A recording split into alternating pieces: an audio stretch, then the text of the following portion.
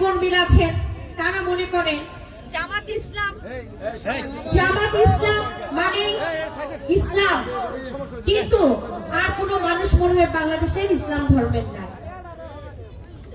ইসলামটা মনে হয় তাদের জন্যই, আমাদের জন্য, মানে তারা আমাদেরকে প্রমাণ করেন যে আমরা আসলে ইসলাম ধর্ম কেউ না।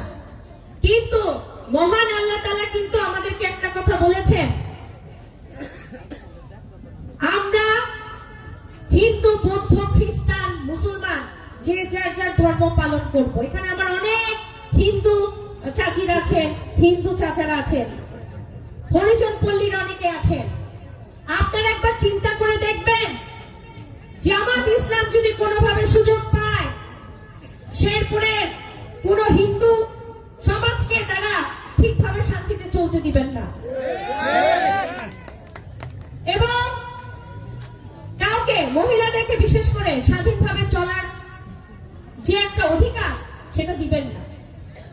কাজের ক্ষেত্রে দিবেন না, কর্মক্ষেত্রে দিবেন না, বাচ্চাদেরকে যে মারা স্কুলে নিয়ে যায় সেই ক্ষেত্রেও দিবেন না। মানে দেখা যাবে মহিলারা ঘর বন্দী থাকবে।